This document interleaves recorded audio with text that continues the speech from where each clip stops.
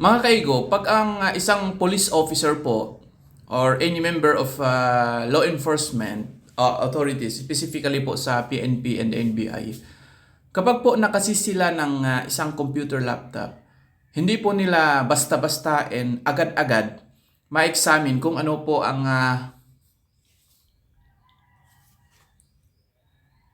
mga kaigo, pag ang isang pong member ng law enforcement authorities, lalong-lalo na po sa PNP and NBI, kapag po sila ay nakasis ng isang computer laptop, hindi po nila agad-agad and hindi nila basta-basta i-examine kung ano po ang nilalaman ng laptop na yan, lalong-lalo na po pag yan po ay suspected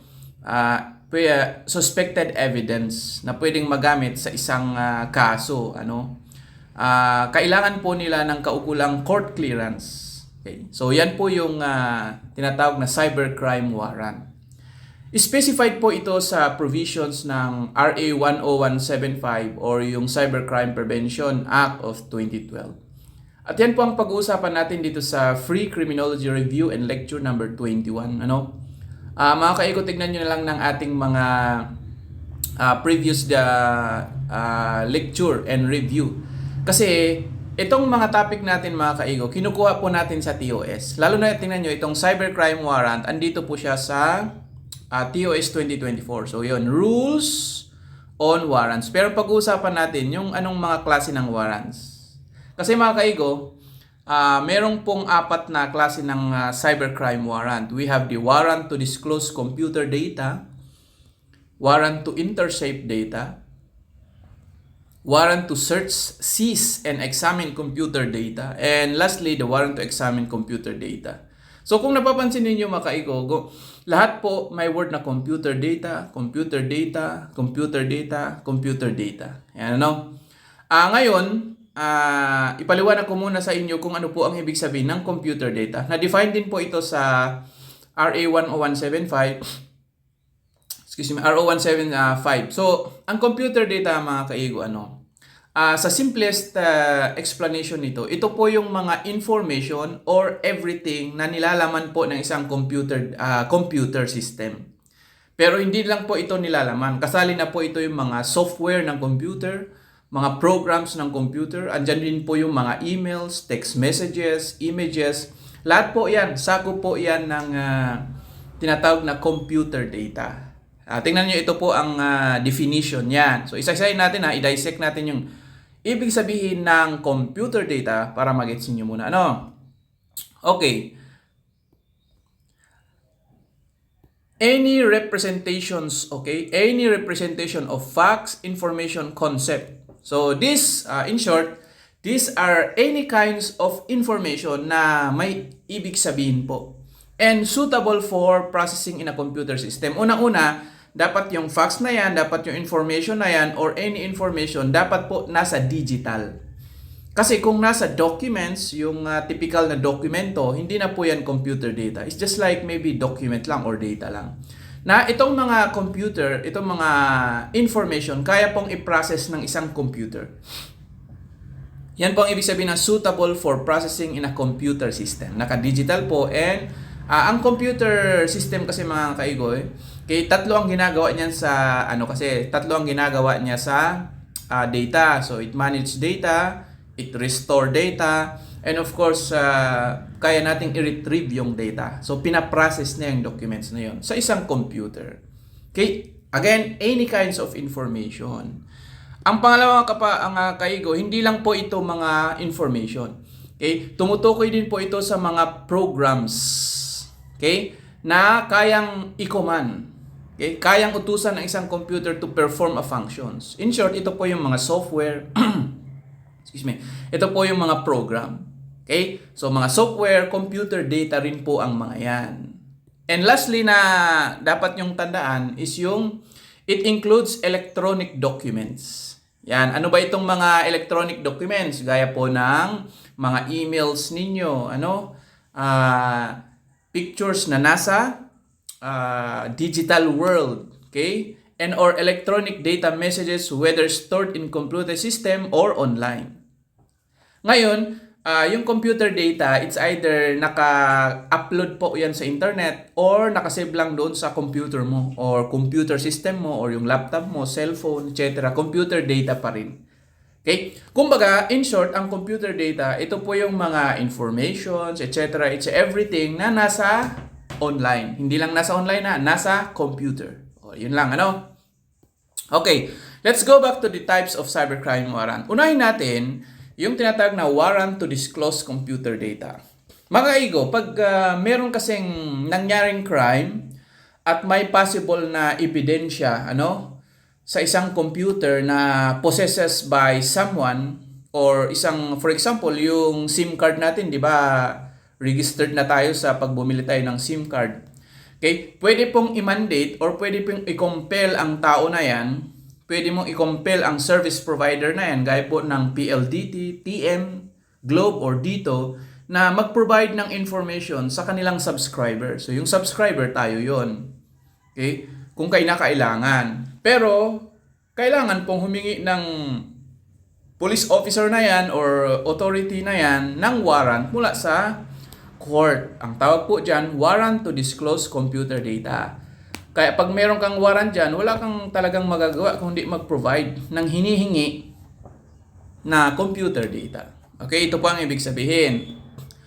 Authorizing, inaalaw po ang isang law enforcement authority to issue an order to disclose.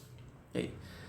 Ano ang linalaman ng order na yan? Requiring that person, so tao yan, or any service provider. So gaya po na yan sabi ko kanina, TM, PLDT, Dito, Globe. Ano ang order na yan to disclose para ipakita or para mag-submit ng subscribers information? So, gaya po sa atin, subscriber tayo sa mga, halimbawa sa TM. So, pwede na pong hingin doon sa service provider na yan. And mga traffic data. Ang traffic data, for example, sa picture sa picture sa cellphone natin, yung mga information pagdating sa picture na yan, yun po yung traffic data. Kung kailan nakuha, anong cellphone ang ginamit. Kung sinend mo sa messenger, isa sa mga traffic data is kailan mo sinend. Kasi makikita, diba, anong date, anong oras. So those are traffic data. Halimbawa, send kayo ng email. Okay? Nire-require ka na isang law enforcement nire-require ka na isang law enforcement officer na i-provide yung traffic data nung email na ganyan or yung subscribers information. Ipapakita mo talaga. So, yan yung kailan mo sinend. Okay? Kung in-screenshot mo ba ito, anong cellphone na ginamit, anong time. Those are traffic data. And of course, relevant data na nasa possession or control ng tao na yan or service provider. So, yan po yung warrant to disclose computer data. Para mag-provide ka or para ipakita mo, okay, yung mga information na yan na hinihingi ng isang law enforcement authorities. Yung authority na yan galing po sa court. So, yung court, yan po yung warrant to disclose computer data. So, yan lang Okay. Yeah, ito ang isang meaning this is the other meaning from other sources. Yung kanina pinakita ko, that is the legal definitions. Nasa natin mga memorandum. Meron po kasing I will banggitin ko mamaya, It authorizing a law enforcement to issue order require any person. Nadoble na pala ito, So, yan po yung warrant to disclose computer data. Okay? Ngayon, ang susunod po is warrant to intercept computer data. Okay mga igo, para maintindihan nyo po, yung word na intercept. Alam nyo yung RA 4200, yung anti-wiretapping law of the Philippines. Ang mangyayari kasi diyan ganito may taong nag-uusap, halimbawa this is Mr. A and this is Mr. B. Okay. Nag-uusap ang mga yan. Tapos itatap po ng isang, for example, ng isang tao, police officer, itatap po ito, okay? Ito yung magtatap. So ibig sabihin nakikinig na siya. Okay? Listening. So anuman po ang pinag-uusapan ni Mr. A at Mr. B, nakikinig po itong taong ito. Yun po ang tinatawag na intercepting. Okay? Or you will going to intercept a certain communication. Ngayon mga kaigo, sa ano po yon? Sa literal na wiretapping. Pero itong intercepting computer data, kumbaga nakikinig ka pa rin, ini-intercept mo pa rin, pero sa digital world na. Hindi po tulad nung ordinary na intercepting a call na sa audio ka or sa telephone ka nakikinig. Ito po, parang ganun ang concept, pero nangyayari ito sa digital. Okay? Sa computer na po ito nangyayari. Pwede ba yun? Pwede yun. So, ito yung definition. Ano? Authorizing. So, dito po sa definition, ino-authorize po isang law enforcement authority para gawin ang apat na bagay. So, pwede siyang makinig, pwede niyang i-record, pwede niya i-monitor, pwede niya i-surveillance or surveillance yung content ng communication. Ito ang example. Halimbawa, nagpapalitan ng email. So, that is computer data, di ba? Okay. So, itong law enforcement authorities, NBI siguro or PNP, pwede niya pong habang nagko-communicate sila through email, nababasa niya po yung communication nila. Through intercepting yung email na yan. So, pwede siyang makinig, pwede niya i-record, pwede niya i-monitor, kaya lang po, very sensitive po ito kasi siyempre bawal. Pero kung merong warrant to intercept computer data, okay, convince naman yung judge na kinakailangan, there is a need, or may mga ebidensyang presenta yung police officer to acquire warrant to intercept computer data, pwede naman pumayag, then pwede nang gawin yan. Isang law enforcement authority. Okay, so again, warrant to intercept data, ina-allow ang isang PNP member or NBI member para gawin ang apat na ito. Listening, recording, monitoring, minomonitor mo. Minsan minomonitor, wala pa naman. So, pwede minomonitor mo kung mayroong usapan, etc. And of course, surveillance. Ano? So, this is other definition. Ito ay katuloy kanina, no? Including procuring of the content computer data. So, pwedeng i-procure or pwede mong kunin ang isang computer data. Either directly access, yan, directly through access. So, pwede mo i-access yung computer data or indirect access. Siyempre, gagamit ka ng eavesdropping. Alam niyo naman yan, tapping devices. You will going to tap using a tapping device kasi may mga device mo na pwedeng gamitin natin pag-tap. And at the same time, that communication. Ang tatandaan nyo dito mga kaigo, dapat real time. Ito para mag-gets ninyo.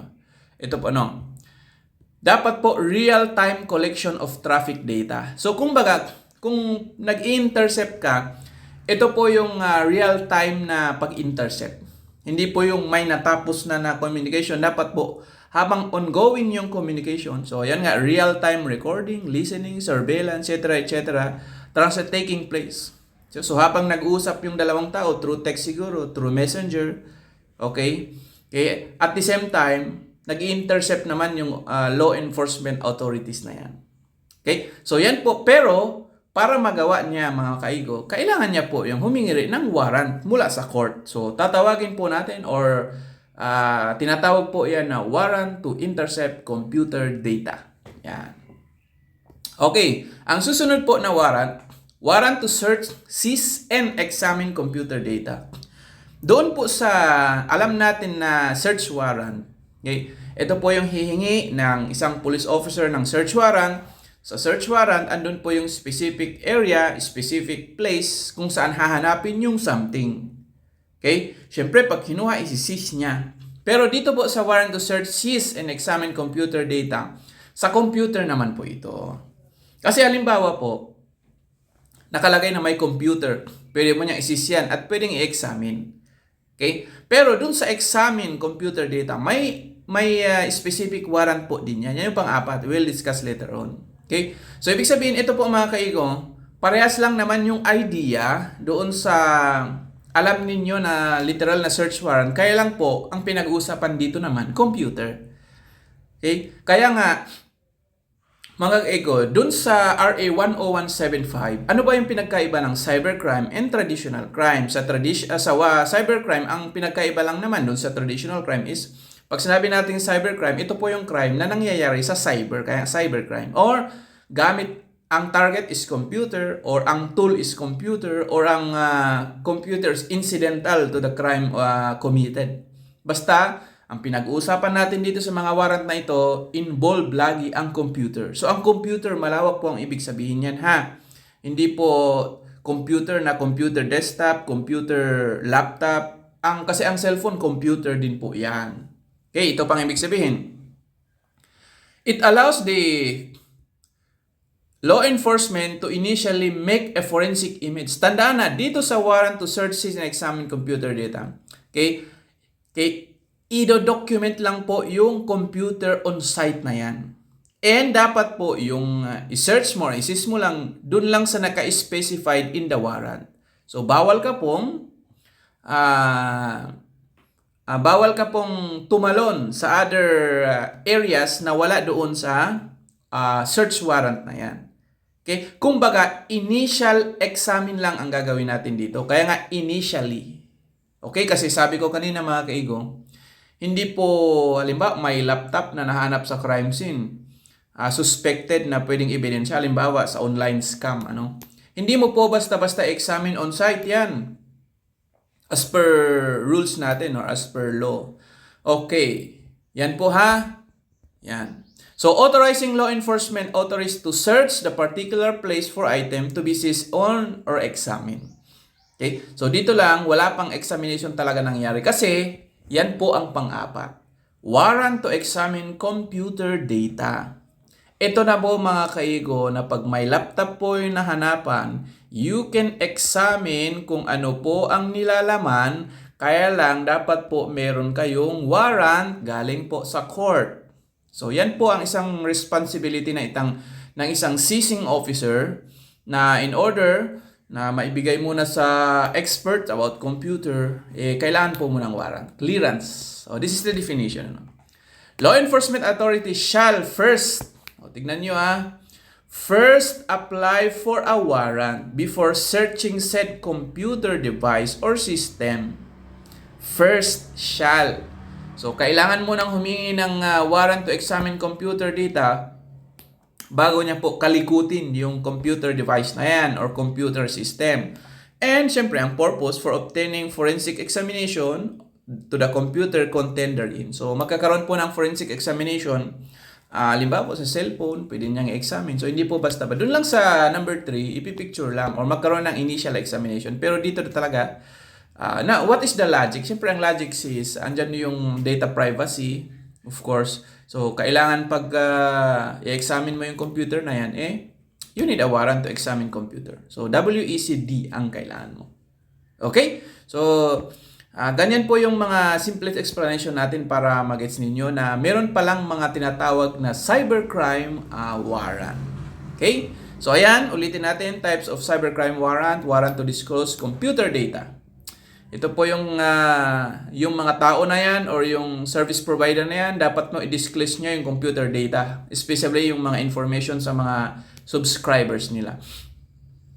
Intercept, so pwede pong mag-listen, yan, mag-record, mag-monitor and mag-surveillance ng real-time communication. And pwede po i-search, pwede i-seize, pwede examine computer data and warrant to examine computer data. Ito na po yung actually last stage na i-examine muna yung ebidensya dyan sa computer na yan. Okay, so yan mga kaigo. Abangan nyo po ang ating free criminology review or lecture number 22. Tandaan mo mga kaigo ha, ang nile-lecture natin dito is para makatulong sa ating mga examinee, of course criminology student na nasa TOS, Table of Specification. So again, yung Table of Specification, ito po yung parang blueprint. Dito po ang basehan ng mga examiner para gumawa po ng tanong para sa licensure examination for criminologist.